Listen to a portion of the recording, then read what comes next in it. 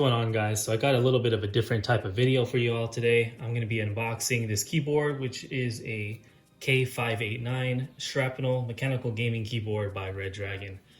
This is actually my second Redragon keyboard, but I wanted to try something that was a little bit more low profile.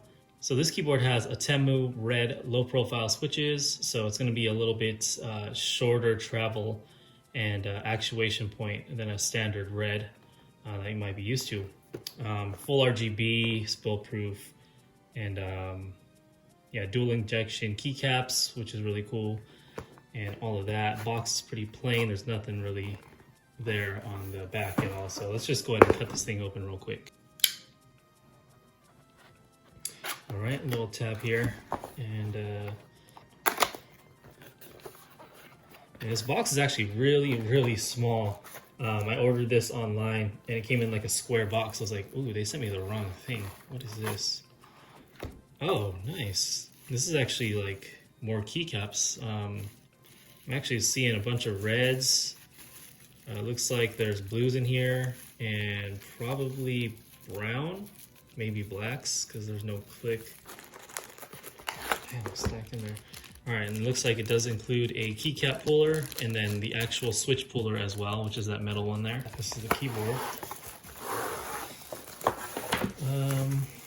Manual, and that is it. I'm guessing this is pretty basic. Dear user, blah, blah, blah, support, keyboard function, multimedia keys, and it's already in a different language. All right, so you get literally like 4 pages worth of like basic information, which I kind of expected. Ooh-wee. Dang, that is looking really slim. So as you can see there, the body of the keyboard is very slim. Weight-wise, it's actually heavier than I thought, especially for how thin this is. It feels pretty solid without being too heavy. Kind of get a feel for it. No loose parts or shaking of the keys or anything like that. And then of course this does have the Outemu reds. These are low profile reds, and then the keycaps themselves are actually low profile as well. So it's got a really slim design. You got 2 rubber feet here on the bottom edge, and then flip up feet on the top edge. And these are actually kind of hard to get to. If you're a type of person that has like no fingernails, that's gonna be kind of hard to open up. So keep that in mind. If you got no fingernails, you might need a screwdriver or something to pop those open. Let's see here, pretty standard USB. It's not gold plated or anything like that. Not that that matters, but something to point out. And also the cable is just a standard cable. It's not braided, and it also is not detachable there.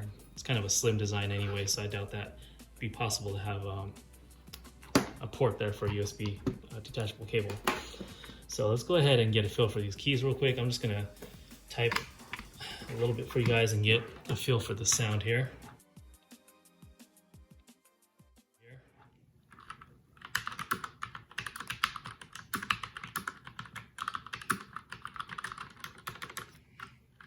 WASD, spacebar. All right, so right off the bat, I could tell you that actually the resistance, the pressure, is actually a little bit heavier than I expected. I thought these were going to be really light, but they're not. It's kind of right in the middle. So you have your function keys all up here on the top row. You have volume down, volume up, mute. I kind of wish these were like over here. That way you could just do it with one hand. I gotta kind of go function and then do this.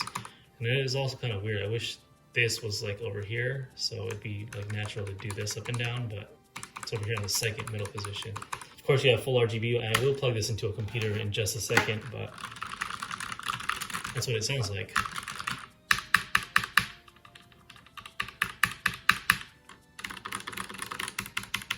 So nice quiet keys. Again, these are red, so they're linear. There's no tactile or click or anything like that. And it does get louder if you bottom it out hard, of course.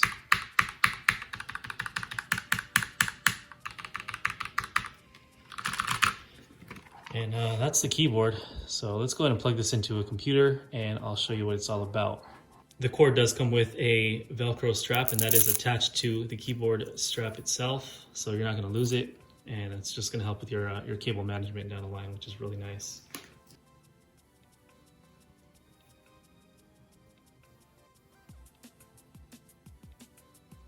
there's the RGB.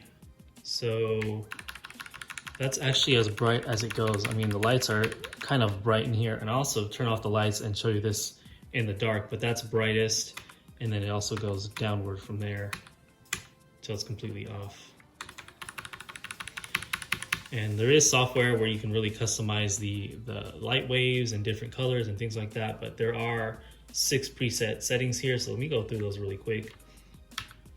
That's 1, so looks like it's really slowly going through the different colors. I believe you can speed it up. So it's a little bit faster, but you can see it's changing from, you know, blue to green to yellow and things like that. This is option 2. So this has kind of a ripple effect from the key that you push, which is kind of cool. Number 3, this is a really crazy wave pattern. It's kind of crisscrossing from the center outward. It's option 4, which is probably going to be my favorite. Basically going from RGB and just a really subtle, smooth transition. You can also change it from left to right and things like that. Number 5 and 6. All right, so here it is with the lights dimmed. So you can see a little bit more apparent on the colors there. The lighting, really cool.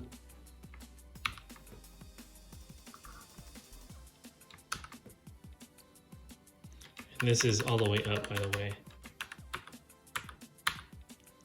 Pushing through the different colors. There's RGB.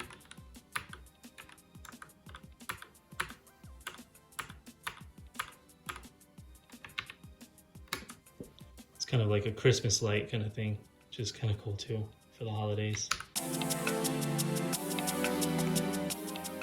All right, just got done with some epic Paladin sessions. At first, I gotta be honest, I didn't like this keyboard. It was just way too much of a departure from the blues that I'm used to. The shorter key travel was a little bit awkward, and I did notice that, I guess spring tension would be the proper word. It was a little bit heavier than the blues, even though the reds are supposed to be like they're light, linear switch and quiet. Noise-wise, it was quiet, but then yeah, I did notice that the tension on each of these keys was a little bit firmer. So something to keep in mind. But yeah, after about maybe an hour and a half of playing, I adjusted to it. I had to play with having the feet down and up and using a wrist rest and not. And I finally figured out that having these feet up and no wrist rest was like perfect for me. I think having that wrist rest, I was putting it at a weird angle, so I really wasn't getting like a firm, I guess, grip or optimum angle on this. Without it, it was just like perfect. It was like butter. One thing to note too is the profile on this is like completely flat. All right, so my review on this thing, it's definitely a really good product, high quality build. I was worried that these Outemu switches were going to be a little bit, I guess, rough on the downstroke, but it's just super buttery, smooth. Also, the keycaps, they don't have very much movement at all, as you can see there. It's a really high quality switch, in my opinion. It's just that tension is a little bit tight, but I'm hoping that's going to die down as this thing breaks in a little bit more. Again, this is literally just the first hour and a half that I've used it, so we'll see if it lightens up, but I definitely did adjust to it, and starting to feel a lot more comfortable, and I'm sure with more time with it, it's gonna feel perfect. As you can see there's no like ringing or anything like that in the actual hardware or in the build itself. I feel like with keyboard switches, with mechanical gaming keyboards like this, it's really something that you need to try out before you buy it. And that's gonna be kind of hard because, I mean, I don't think any retail store would have this, maybe like Fry's or something like that if you're lucky, but yeah, definitely not Best Buy or Target or anything like that. I'd say purchase it, and you might need to return it if you don't like it. I'm actually liking it pretty good, so I'm keeping it for sure. Yeah, we'll have to see. Time will tell if this is gonna be my replacement of this guy. but I definitely do like the quieter switches on this, and then the slimmer profile. Especially if you have like limited desk space, something like this is going to be perfect. This is a little bit more on the bulky side, still not that bad. There's keyboards out there, of course, that are like huge and like ginormous. This one's kind of like average. Key selling point on this one though, slim design, low profile keys, low travel, quiet actuation. All right, so that's my unboxing and quick review of the Redragon K589 Shrapnel gaming keyboard. Thanks for watching, guys. Please like, comment, and subscribe if you're not already. And I will see you guys out in the arena.